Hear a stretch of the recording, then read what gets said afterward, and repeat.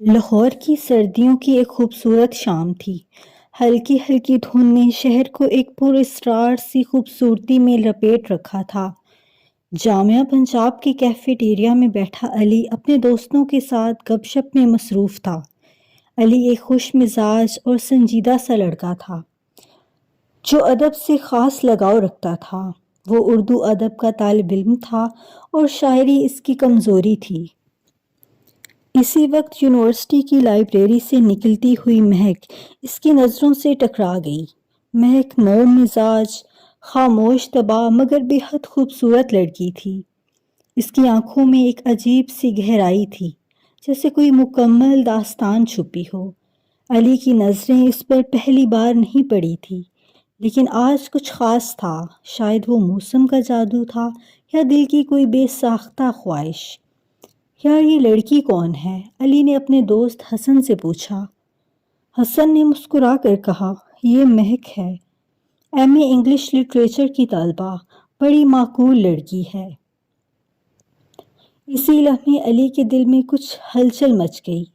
اگلے دن وہ لائبریری گیا، کتابوں کی آڑ میں مہک کو دیکھتا رہا۔ اس کی آنکھوں میں کچھ تھا جو دل کو بے چین کر گیا۔ پھر یوں ہوا کہ ایک دن دونوں ایک ہی کتاب لینے لائبریری کے ایک کونے میں آمنے سامنے ہوئے۔ آپ پہلے لے لیں، علی نے نرمی سے کہا۔ نہیں، آپ لے لیں، مجھے تو ویسے بھی یہ حوالہ چاہیے تھا، پوری پڑھی نہیں، مہک نے مسکرا کر جواب دیا۔ بس وہ مسکراہٹ علی کے دل میں قید ہو گئی۔ چند دن بعد علی نے مہک کو کیفے میں دیکھا تو حوصلہ کر کے سلام کیا۔ مہک نے بھی جواب دیا اور بات چیت کا سلسلہ آہستہ آہستہ بڑھتا گیا۔ دونوں میں ادب و شاعری کا شوق مشترک نکلا۔ فیض، منٹو، پروین شاکر، غالب، ہر موضوع پر گفتگو ہوتی۔ رفتہ رفتہ علی کے دل میں محبت کی کونپلیں پھوٹنے لگی۔ وہ مہک کو اپنی ہر تحریر دکھاتا، اس کی رائے لیتا اور مہک اس کی باتوں میں کھو جاتی۔ وہ دونوں ایک دوسرے کے ساتھ وقت گزار کر الگ دنیا میں چلے جاتے، جہاں صرف جذبات کی زبان بولی جاتی۔ ایک شام علی نے ہمت کر کے اپنے جذبات کا اظہار کیا۔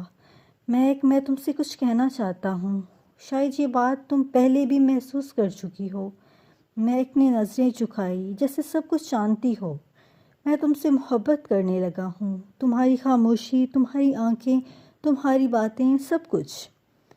مہک چند لمحے خاموش رہی، پھر دھیرے سے بولی، علی مجھے ڈر لگتا ہے۔ میں نے محبت کو صاف کتابوں میں پڑھا ہے، حقیقت میں کبھی محسوس نہیں کیا، لیکن تمہاری باتوں میں وہ سچائی ہے جو لفظوں سے بھی زیادہ گہری ہے۔ علی کی آنکھوں میں خوشی کی چمک ابھر آئی۔ پھر دونوں کا رشتہ ایک خوبصورت سفر پر روانہ ہوا۔ وہ ساتھ پڑھتے، ساتھ لکھتے اور شامیں یونیورسٹی کے لان میں جاتی۔ ایک دوسرے کی سوچ اور احساس کو اتنی گہرائی سے سمجھ چکے تھے کہ الفاظ کی بہت ضرورت نہیں رہتی۔ مگر محبت کی راہ ہمیشہ آسان نہیں ہوتی۔ مہک کے والدین نے اس کی منگنی اپنے کزن کے ساتھ طے کر دی۔ مہک کے لیے یہ فیصلہ کسی طوفان سے کم نہ تھا۔ اس نے علی کو سب کچھ سچ سچ بتا دیا۔ میں اپنے ماں باپ کو دکھ نہیں دینا چاہتی علی، لیکن تم سے بچھڑنے کا تصور بھی تکلیف دیتا ہے۔ علی نے کہا، محبت میں قربانی ہوتی ہے مہک، اگر تم خوش ہو تو میں پیچھے ہٹ جاؤں گا، لیکن اگر تمہارا دل کہتا ہے کہ یہ فیصلہ غلط ہے تو ہمیں مل کر لڑنا ہوگا۔ مہک نے 2 دن بعد اپنے والدین سے بات کی اور علی کو بھی اپنے والدین سے ملوایا۔ علی کی ایمانداری، اپنے ادارے بیان کیے، چند سخت باتوں اور تھوڑے وقت کے بعد محبت جیت گئی۔ آخرکار علی اور مہک کی منگنی تقریب سادگی سے انجام پائی۔